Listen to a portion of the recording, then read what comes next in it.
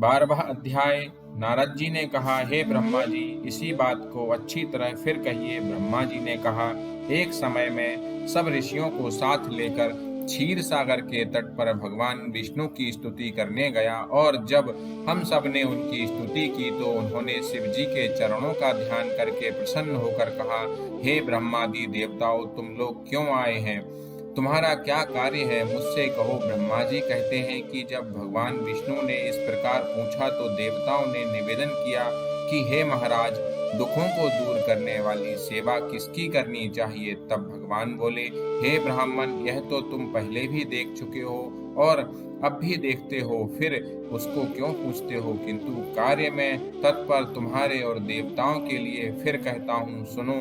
भगवान शंकर ही सब दुखों के दूर करता और परम सैव्य हैं। मेरी और विशेषकर ब्रह्मा जी की भी यही सम्मति थी। सुख चाहने वालों को कभी भी शिव जी की पूजा नहीं छोड़नी चाहिए। देवाधिदेव महेश्वर की लिंग पूजा को त्यागने से ही तो तार के पुत्र भी अपने बांधवों सहित नाश को प्राप्त हुए। इस कारण लिंग मूर्तिधारी का सदैव पूजन करना चाहिए। शिव की पूजा से ही हम, तुम तथा सभी देवता श्रेष्ठ हैं। फिर आप इस बात को कैसे भूल जाते हैं? जैसे भी हो, लिंग की पूजा करें। सकाम शिवार्चन करना ही योग्य है। वही बड़ी हानि, वही महाछिद्र, वही अंधता और मुग्धता है जिस मुहूर्त और क्षण में शिवार्चन नहीं होता है। शिव जी का भक्त कभी दुखी नहीं होता। मनुष्य को संसार के सारे सुख तो शिव जी की पूजा से प्राप्त होते ही हैं, अपितु मुक्ति भी प्राप्त हो जाती है। ब्रह्मा जी कहते हैं कि जब इस प्रकार विष्णु भगवान ने कहा तो देवताओं ने उन हरि को प्रणाम किया और सब कर्मों की सिद्धि के लिए लिंग की प्रार्थना की। तब भगवान ने विश्वकर्मा को बुलाकर कहा कि हे मुनि, मैं तो जीवों के उद्धार में लगा हुआ हूँ। तुम मेरी आज्ञा से देवताओं के लिए शिवलिंगों की स्थापना करो। ब्रह्मा जी कहते हैं कि विश्वकर्मा ने हरि की आज्ञा से देवताओं के लिए लिंगों की कल्पना कर उन्हें वे लिंग प्रदान किए। पद्मरागमणि का लिंग इंद्र को, स्वर्ण का कुबेर को, पीतमणि का धर्मराज को, श्याम वर्ण का वरुण को, इंद्र नीलमणि का विष्णु को और स्वर्णमय लिंग ब्रह्मा जी को, और चांदी की विश्वदेवा और वशुओं को बनाकर दिया। पीतल का अश्वनी कुमारों को, स्फटिक का लक्ष्मी को, तांबे का आदित्यों को, मोती का चंद्रमा को और वज्रलिंग ब्राह्मणों को दिया। फिर ब्राह्मण की स्त्रियों को मिट्टी का, नागों को चंदन का, मक्खन का देवी को, भस्म का योगी को, दधी का यक्षों को और मिट्टी का छाया को दिया। इस प्रकार जब सबको लिंग की प्राप्ति हो गई तब विष्णु जी के वचनों को सुनकर मैं देवता सहित अपने लोक में आया और सब ऋषि और देवताओं से फलदायक उसकी पूजा विधि को बतलाया और कहा कि जब तक ज्ञान न हो जाए तब तक सभी लोग विधि पूर्वक इस प्रकार लिंगों की पूजा करें, क्योंकि उच्च पद पर चढ़ने के लिए प्रतिमा पूजन परम आवश्यक है। निर्गुण की प्राप्ति के लिए प्रतिमा पूजन ही उसका आश्रय है। इससे सगुण से निर्गुण की प्राप्ति होती है। देवताओं में शिव जी सबसे बड़े हैं, अतः इनके निमित्त प्रतिमा पूजन अवश्य करें। जहाँ जहाँ जैसी भक्ति हो वहाँ वहाँ वैसी पूजादिक करें। बिना पूजन और दानादिक के पाप लगता है और पूजादिक करने से ज्ञान रूप गंगा की उत्पत्ति होती है और विज्ञान प्राप्त हो जाता है। अतएव जब तक गृहस्थ आश्रम में रहें तब तक प्रतिमा से पंच देवताओं की पूजा करते रहें, अर्थात सबके मूल शिव जी की ही पूजा करें, क्योंकि मूल के सिंचन से संपूर्ण शाखाएं भी तृप्त हो जाती हैं, किंतु शाखाओं के सिंचन से मूल कभी तृप्त नहीं होता। विद्वानों को थोड़ी ही में यह जान लेना चाहिए कि शिव जी की पूजा करने से सब देवताओं की पूजा हो जाती है। इसलिए सब काम और फलों की प्राप्ति के लिए लोक के कल्याणकारी और सब प्राणियों के हित में तत्पर शिव जी की पूजा करें। 13वां अध्याय स्नान और आसन पद्धति।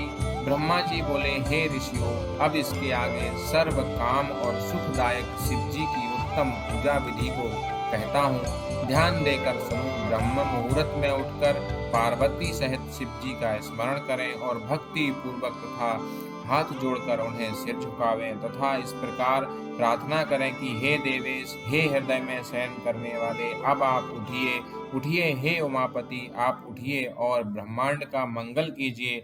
धर्म में मेरी प्रवृत्ति और अधर्म से मेरी निवृत्ति कीजिए। हे महादेव, मैं तो आपका प्रेरक ही हूँ। ऐसा भक्ति के वाक्य कहकर गुरु के चरणों का स्मरण कर शौच आदि क्रिया से निवृत्त हो मिट्टी और जल से देह को शुद्ध कर दातुन करें। सूर्य के निकलने से पहले दातुन करके जल से 16 बार कुल्ला करें तथा षष्ठी आदि यम की तिथि और नवमी को रविवार हो तो इन दिनों में दातुन न करें। नदी अथवा घर में यथा समय स्नान कर लेवें। देश काल के अनुसार स्नान करें। रविवार, श्राद्ध, संक्रांति तथा ग्रहण, महादान और तीर्थ तथा व्रत के दिन गर्म जल से स्नान न करें तथा अपवित्र होने पर भी गर्म जल से न नहावें। क्रम से बारों को देखकर ही तेल लगावें। फिर पूर्व दिशा की ओर मुख करके स्नान करें और ऋषियों तथा पितरों की प्रसन्नता के लिए तर्पण करें। धुला हुआ वस्त्र धारण करें। फिर मृग चर्म आदि पर बैठकर आसन लगा त्रिपुंड लगावें। भस्म के अभाव में जल से ही त्रिपुंड लगा लेना चाहिए। त्रिपुंड धारण कर रुद्राक्ष को धारण करें। फिर अपने सब कार्यों की सिद्धि के लिए शिव जी से आराधना करें। फिर मंत्र पूर्वक 3 बार आचमन करें अथवा गंगा बिंदु ऐसा कहते हुए एक ही बार आचमन करें। फिर गुरु से सीखे हुए विधान से यथाशक्ति सब पूजन सामग्रियों को शिव जी के समीप स्थित करें और धीरता पूर्वक जल, गंध, अक्षत से युक्त एक अर्घ्य पात्र लेकर उपचार की पूर्ति के लिए दक्षिण भाग में स्थापित कर गुरु को स्मरण करें। भेंट कर मुद्रा दिखाकर सिंदूर आदि पदार्थों से विघ्ननाशक शिव जी की पूजा करें। फिर द्वार पर स्थित महोदर नामक द्वारपाल की पूजा करें।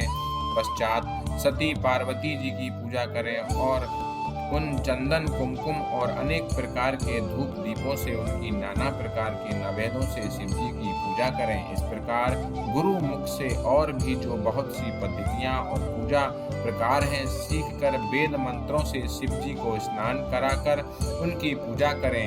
गुरु के उपादिष्ट मार्ग से मंत्र का उच्चारण कर यथा संख्य और यथा ज्ञान मंत्र विधि को करें। नाना प्रकार के स्तोत्रों से परिक्रमा करें। फिर साष्टांग दंडवत कर इस मंत्र से भक्ति पूर्वक पुष्पांजलि अर्पित करें और कहें कि हे शिव जी, मैंने ज्ञान से अथवा ज्ञान से आपकी जो कुछ भी पूजा की है वह सब आपकी कृपा से सफल हो गए। हे शिव जी, मेरे प्राण और चित्त सदा आप में ही है।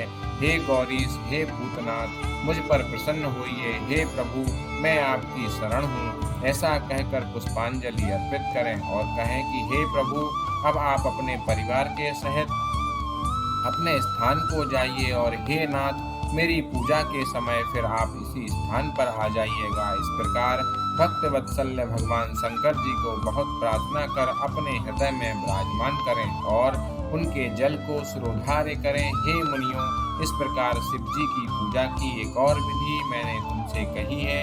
अब आगे और क्या सुनने की इच्छा है वह भी कहिए। इति श्री शिव महापुराण द्वितीय रुद्र संहिता का 13वां अध्याय समाप्त। दोस्तों, हमारा उद्देश्य शिव की महिमा को ज़्यादा से ज़्यादा लोगों तक पहुंचाना है। अतः आप लोग ये वीडियो ज़्यादा से ज़्यादा लोगों के साथ शेयर करें और आगे के अध्याय को सुनने के लिए चैनल को सब्सक्राइब अवश्य करें। शिव की कृपा हम सब पर बनी रहे। ओम नमः शिवाय।